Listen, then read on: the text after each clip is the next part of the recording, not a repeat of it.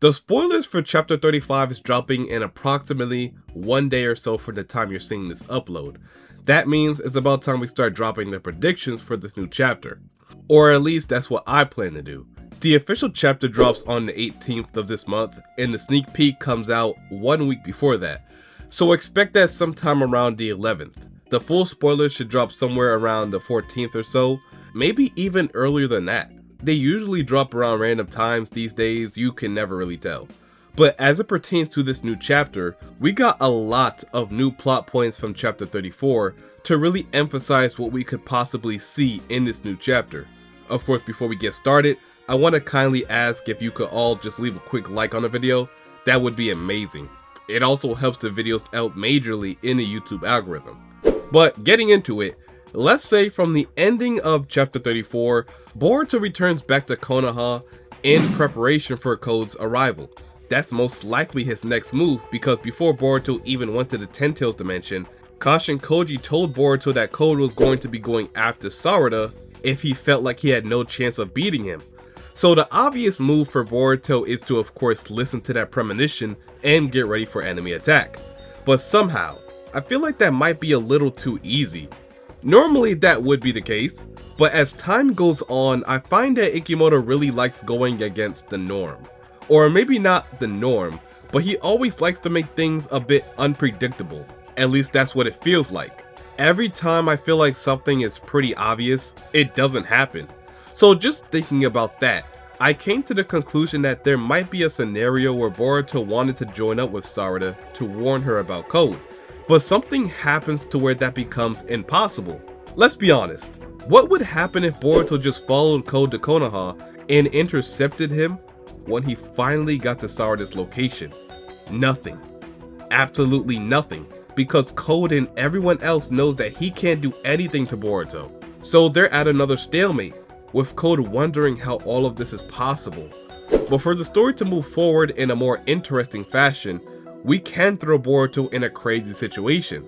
We can have Boruto actually get attacked by the Shinju, causing a delay in his arrival to Konoha. And this forces characters like Kashinkoji, along with other characters that are around Sarada at the moment, to kind of buy time for more backup to arrive. Let's look at it this way. Boruto right now is located in this dimension where the Shinju were born. And from that chapter, we don't know whether they decided to relocate or reside in a different part of the same dimension. And I'm judging by this scene, they are located in the same dimension. The only thing that's different is where they're at in that dimension. It seems because of the route, they might be at a lower level somewhere in the depths of that dimension. Initially, Boruto was always taking a risk by returning to this place, but to save a life, that's what he was willing to do because that's just the type of guy he is. But this time, it may backfire. I see a scenario where the Shinju shows up right as Boruto is getting ready to leave this dimension and attacks Boruto.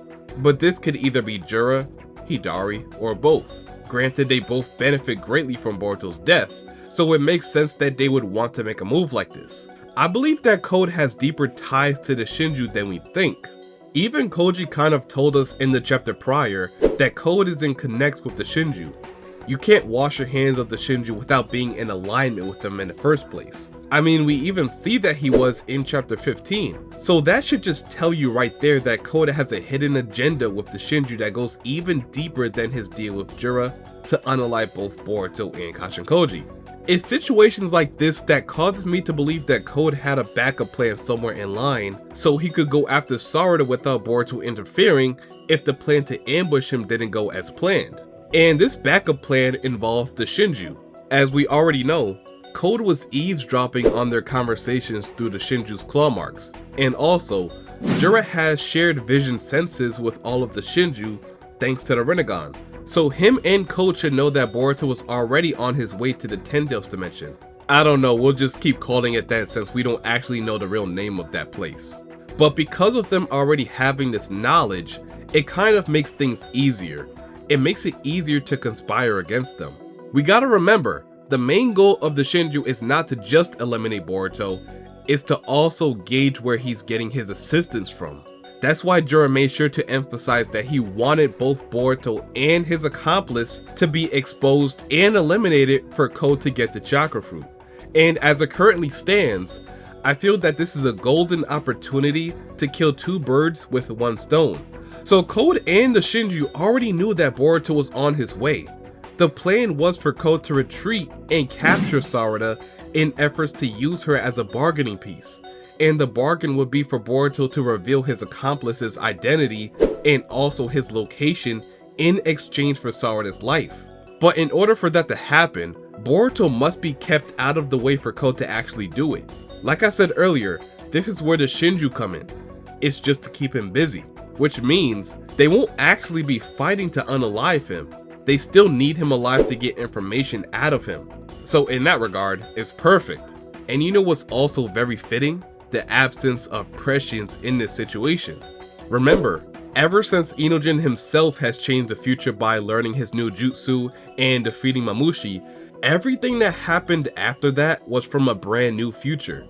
Meaning, it's something that Koji never foresaw with prescience.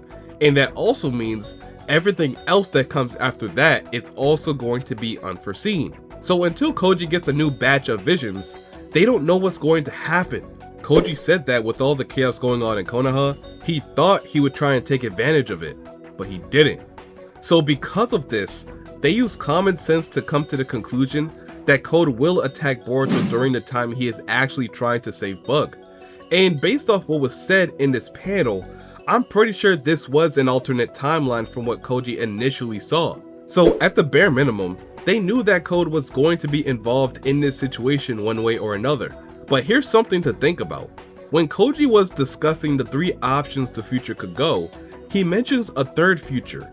And this third future is basically the future shattering because of Koji telling Boruto all of this information. And that future results in a totally different future than the first two he told him about. So this introduces the possibility of something else happening other than Boruto unaliving Koji and Code kidnapping Sarada. But because of Boruto now knowing that future, some small details about that future changes.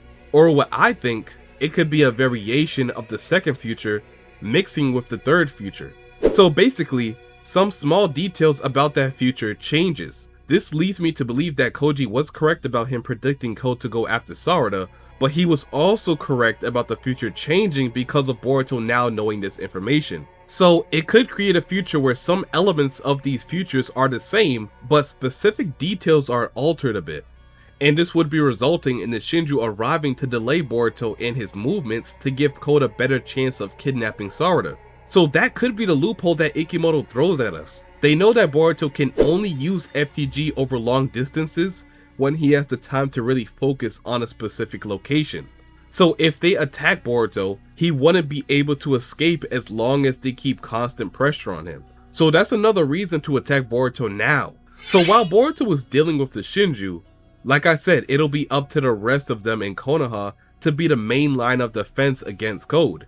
With him having the claw marks that grants him instantaneous movement across different places and dimensions, odds are there won't be much time until Code attacks. So this means other people have to step up. And that could mean either Kashin Koji alerts Shikamaru to remain in the shadows, or he reverse summons Sarada back to the hideout to keep her as far away from Code as possible. But I'm 100% confident that whatever happens will be because of Kashin Koji, because he already knows the future and what could possibly happen to Sarada. So it's up to him now to decide a plan to keep her safe while Boruto is in this predicament. That plan could involve having Shikamaru summon Kawaki to take care of Code, or even alerting Ada and Damon. One thing that's for sure, as long as Sarada remains in that hospital, her and everyone else is in grave danger. But other than the whole Code problem, there's also other plot points around Konoha that definitely need to be addressed, like Kawaki and Amato's potential conversation. As it left off, Amato told Kawaki to meet him in his lab. Now, what could this be for? Well, first and foremost, I think we can all agree that Amato is concerned about prescience. He might want to inform Kawaki about Kashin Koji still being alive and well.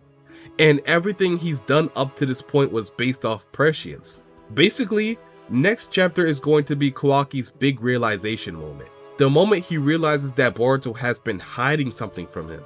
It's also going to tell him that he wasn't tripping when he retrieved Koji's toad from Boruto's jacket. So this is gonna spark a new confrontation between Boruto and Kawaki very soon.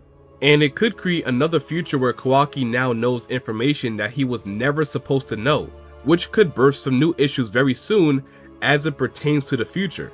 To know the future leads to the act of destroying it. And with Kawaki and Amato now aware of this power, they will actively try to pursue it for their own personal gain, meaning Amato to see his daughter again, and Kawaki can finally know if he ever achieves his life goal of eliminating the Shinju and the Otsutsuki. These are the type of things they're going to try and come into contact with Koji for.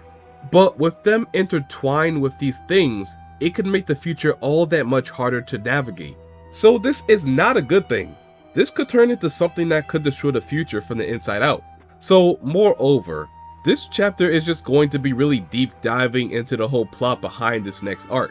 And it could potentially leave us on a big cliffhanger of maybe Code vs Sarada for chapter 36, or something else that's just completely wild. But nonetheless, I believe Code is going to be the focal point behind it and his motives. And of course, I will be going live with you all to cover the entire chapter on stream.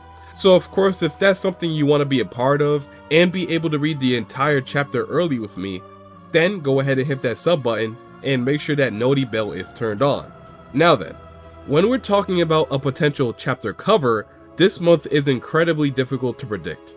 Unlike last chapter where we all pretty much knew Code had it, it was kind of the perfect time since he didn't have a cover yet, but it's different this month. Not one character was really highlighted in this chapter that hasn't been before. So from that fact, I think we ought to see either Bug or Amato as the chapter cover. I only say Bug because he just died, so it would kind of be like Ikimoto paying homage to him in respects to that. But when it comes to Amato, I think because he wants to have such a deep conversation with Kawaki next chapter, he could potentially be a big focal point in this next chapter too. And he could also do something that could shift the overall tone and direction of not only this arc, but the entire story. So for that, I think Amato will definitely be on the cover of next chapter. With Bug as kind of a dark horse, but I'm more confident it's going to be Amato. His impact through these past two chapters will all make sense in this new chapter. But that's really it for my chapter prediction. Of course I'll have the chapter 35 hot takes video out before the spoilers drop, or I should have them out by that time, and if I don't, then shame on me. But they should be out by the time they drop. So if you have any good predictions of your own for chapter 35, let me hear it down below. And also, do you agree with the points I made in this video, or are they a bit too far-fetched for you to grasp?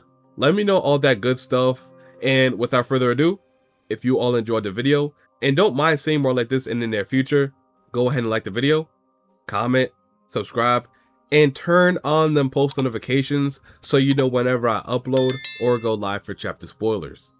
And until my next one, I'll see you boys and girls later. And I'm out. Peace.